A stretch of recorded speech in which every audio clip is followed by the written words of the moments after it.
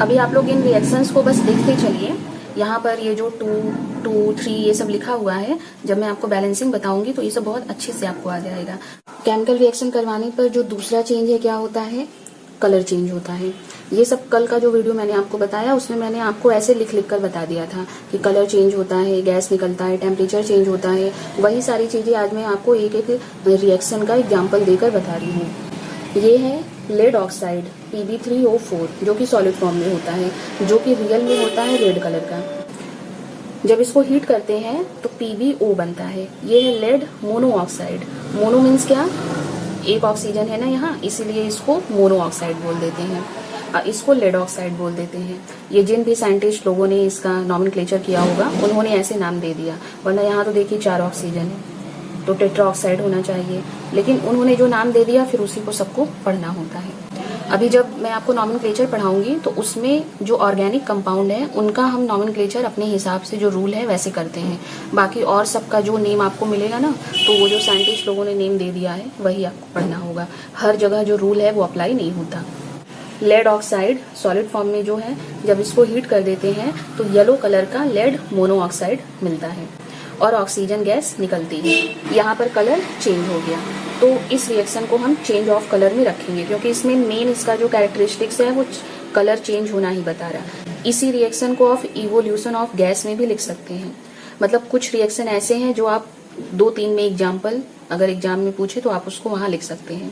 Evolution of gas में अगर जो मैंने आपको इसके पहले बताया 3 रिएक्शन उसमें से कुछ न याद आए तो यहाँ भी तो ऑक्सीजन गैस इवॉल्व हो रही है, इसको लिख सकते हैं। नेक्स्ट जो चेंज होता है फॉर्मेशन ऑफ प्रेसिपिटेट। मतलब जब केमिकल रिएक्शन होता है तो अभी इसके पहले मैंने थोड़ी देर पहले ही बताया कि प्रेसिपिटेट फॉर्म होता है। तो यहाँ पर हमने लिया है रिएक्शन करवाने के लिए एज अ रिएक्टेंट। इधर की साइड जितना भी है रिएक्टेंट है और इधर जो मिल रहा है वो सब प्रोडक्ट है।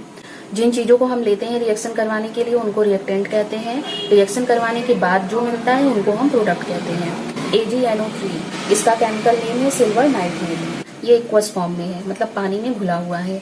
फिर हमने लिया है NaCl नमक, ये भी एक्वस फॉर्म में है, पानी में घोल कर लिया है। उन दोनों को हम रिएक्शन करवा रहे हैं, मतलब दोनों को बस हम मिलाएंगे और रिएक्शन हो जाएगा। इसमें क्या करना है कि दोनों को बस मिला देना है और रिएक्शन हो जाएगा। कोई भी हीट, टेम्परेचर, कैटलिस्ट की जरूरत नहीं है, क्योंकि दोनों ही लिक्विड फॉर्म में है और रिएक्टिव केमिकल्स हैं, तो इसलिए रिएक्शन आराम से हो जाएगा। क्या बनेगा, AgCl बनेगा। इसका केमिकल नेम है सिल्वर क्लोराइड, जो कि सॉलिड फॉर्म में मिलेगा। यही हमारा मेन प्रोडक्ट है और ये मिलेगा प्रेसिपिटेट के फॉर्म में, व्हाइट प्रेसिपिटेट।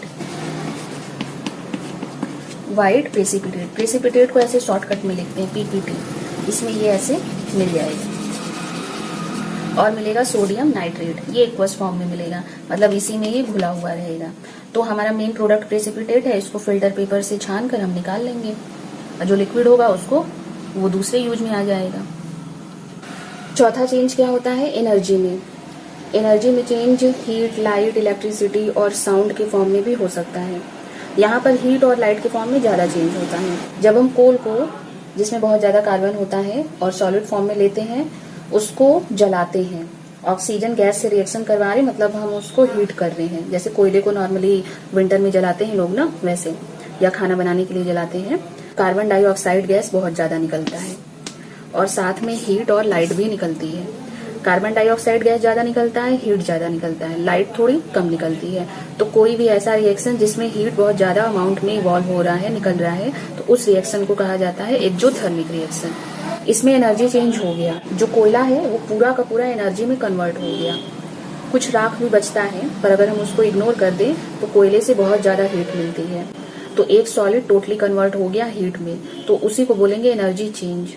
कुछ चीजें ऐसी हैं जो टोटली कन्वर्ट हो जाती हैं लाइट में। कुछ चीजें ऐसी हैं जैसे जिन चीजों से इलेक्ट्रिसिटी जनरेट की जाती है तो टोटली कन्वर्ट हो जाती हैं वो इलेक्ट्रिसिटी में।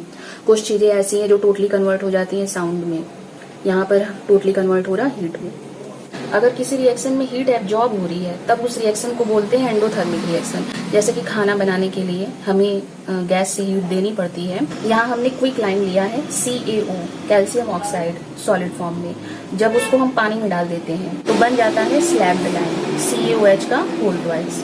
जो कैल्शियम है वो OH के साथ बॉन्ड यहाँ बना लेता है और निकलती है हीट। ये रिएक्शन भी होगा एक्जोथर्मिक रिएक्शन। इसका बहुत ज़्यादा यूज घरों में किया जाता है। आजकल तो लोग पेंट, डिस्टेम्पर और पता नहीं क्या क्या करने लगे हैं। पहले के टाइम में घरों की पुताई चूने से ही होती थी। घर बनता था तो सबसे पहला कोट उसका चूने से ही किया जाता था। पानी लेते थे, उसमें CaO मार्केट से लाकर उसके टुकड़े को बस ऐसे ही डाल देते थे, रात भर भिंगाकर छोड़ देते थे। लेकिन जैसे ही वो डालते थे तुरंत उसमें से हीट निकलती थी। इस तरह से हमें लाइन सस्पेंशन मिलता था। मतलब ये पूरा चूना थोड़ा टाइट होता है, जैसे चौक फिर भी सॉफ्ट है, इससे भी ज़्यादा टाइट होता है चूना। तो पानी में वो घुलकर बिल्कुल सॉफ्ट हो जाता था। फिर उसको किसी लकड़ी से या किसी भी चीज़ से उसको पूरा मिक्स कर देते थे, जो बिल्कुल जैसे आजकल पेंट मिलता है ना, बिल्कुल उसी तरह वो तैयार हो जाता था। तो उसी से फिर वाइट वॉशिंग की जाती थी, पूरे घर को कलर कर देते थे और वाइट वाइट वो दिखता था। अगर हमारा जो मेन प्रोडक्ट है वो हीट नहीं है, क्या है ये CaOH का होल ट्वाइस है। हम जो भी रिएक्शन करवाते हैं उसमें हमेशा 2-3 चीज़ें मिलती हैं, पर उसमें से हमारा मेन प्रोडक्ट सिर्फ एक ही रहता है। बाकी उसके अलावा जो चीज़ें अगर मिल रही हैं प्रोडक्ट, तो या तो उनका कहीं और यूज करते हैं या तो फिर वो वेस्ट जाता है। एक रिएक्शन और मैंने लिखा है जो कि एंडोथर्मिक रिएक्शन है। ये है कैल्शियम कार्बोनेट, इसको लाइम स्टोन भी कहते हैं। सॉलिड फॉर्म में है। इसको जब हम हीट करेंगे, इसको लेंगे और इसी को तुरंत हम हीट करने लगेंगे, तो इसमें से कार्बन डाइऑक्साइड गैस सारी उड़ जाएगी, निकल जाएगी और ये बन जाएगा क्विक लाइम। ये है लाइम स्टोन। जब हम इसको हीट करेंगे तो बन जाएगा क्विक लाइम। जो इससे पहले के रिएक्शन में मैंने लिया था, फिर उसमें पानी डाला तो बन गया आपको स्लैब्ड लाइम। यहाँ पर हम इसे हीट दे रहे हैं, इसीलिए ये रिएक्शन है एंडोथर्मिक रिएक्शन। नेक्स्ट जो चेंज होता है वो होता है चेंज ऑफ फिजिकल स्टेट। जैसे कोई चीज़ हमने सॉलिड लिया, गैस बन गया, गैस लिया, लिक्विड बन गया, तो वो भी केमिकल रिएक्शन करवाने पर ये चेंज भी होता है। यहाँ पर हमने हाइड्रोजन गैस को लिया और ऑक्सीजन गैस को लिया, दोनों को इलेक्ट्रिक स्पार्क के थ्रू, जैसे स्पार्किंग करवाते हैं ना वैसे रूम टेम्परेचर पर ही इलेक्ट्रिक स्पार्किंग जब दोनों गैस के बीच में करवाया गया तो दोनों गैस आपस में कंबाइन होकर बना लेते हैं वाटर।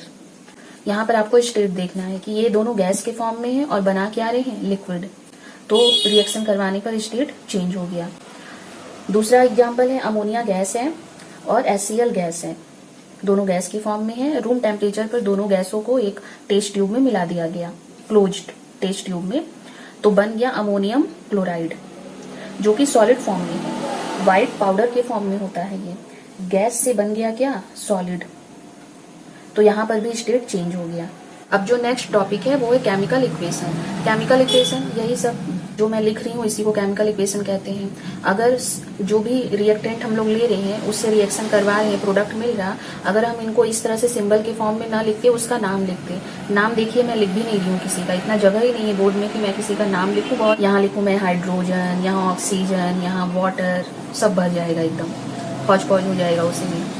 हम केमिकल इक्वेशन को ऐसे सबका नाम लिखकर भी रिप्रेजेंट कर सकते हैं, पर उसमें बहुत प्रॉब्लम होगी, बहुत ज़्यादा लेंदी हो जाएगा। यहाँ तक कि जो गैस लिक्विड के फॉर्म में है उनका भी सिंबल, उनका भी बस फर्स्ट लेटर लिखा जाता है। तो इस तरह से जो एक सिस्टमैटिक अरेंजमेंट हम करते हैं, जो जो चीज़ें यूज हुई हैं उस रिएक्शन को कंप्लीट कराने में, प्रोडक्ट बनाने में, उनको एक लाइन में जो हम दिखा दे रहे हैं, आपको समझ में भी आ जा रहा है कि कैसे हुआ, कैसे बना, इसी को बोलते हैं केमिकल इक्वेशन। केमिकल इक्वेशन में सारी चीज़ें लिखी जाती हैं। बच्चे क्या गलती करते हैं ना कि बस H2O2 गिव्स H2O लिख के बैलेंस करके चले आते हैं, पर ये गलत तरीका है। आपको इसीलिए स्टार्टिंग में ही आपके बुक में डिटेल में लिखा हुआ है कि किस स्टेट में है, गैस के फॉर्म में है, लिक्विड के फॉर्म में है, सॉलिड के फॉर्म में है, उसको आपको बगल में दिखाना है। आपने कितना टेम्परेचर यूज किया, कोई कैटलिस्ट यूज किया, उसको लिख कर दिखाना है। प्लस अगर इसके बाद भी बहुत अच्छा रहता है अगर हम नीचे सबका नाम भी लिख दें, बुक में लिखा रहता है। यहाँ जगह की कमी की वजह से मैं बस बोल दे रही हूँ, लिख नहीं रही, तब जाकर वो एक कंप्लीट केमिकल इक्वेशन तैयार होता है, जो देखने में भी अच्छा लगता है। जो एग्जामिनर आपकी कॉपी चेक करेगा उनको भी समझ में आएगा कि मेरे यहाँ पढ़ने वाले बच्चे क्या कहते हैं ना कि क्या मैम एग्जामिनर को पता नहीं होगा क्या इन लोगों का नाम, इसका क्या नाम है, इसका क्या नाम है, इसका क्या नाम है। अरे एग्जामिनर जो टीचर हैं इतने एक्सपीरियंस्ड होते हैं, उनको तो सब कुछ पता रहता है। तो यानी आप कुछ लिख के ही मत आओ, आपको बताना होता है। एग्जाम का मतलब ये होता है कि आपको बताना होता है कि आपको क्या क्या आता है। तो इसलिए जो कुछ भी आप पढ़िए लिखिए स्टार्टिंग से पूरा एकदम सिस्टमैटिक तरीके से। वो जल्दी जल्दी हड़बड़ी वाली चीजें बस कर लिया हो गया ना, वो वाला काम बोर्ड एग्जाम के लिए सही नहीं है। स्टार्टिंग से ही आदत खराब हो जाती है तो फिर एग्जाम में वो सारी हैबिट आपकी नजर आती है कॉपी में। अच्छे बच्चे बहुत ऐसी छोटी छोटी गलतियां करते हैं। आई होप आपको समझ में आया होगा। अगर कोई डाउट है तो आप कमेंट करिए, आपका वो डाउट क्लियर किया जाएगा।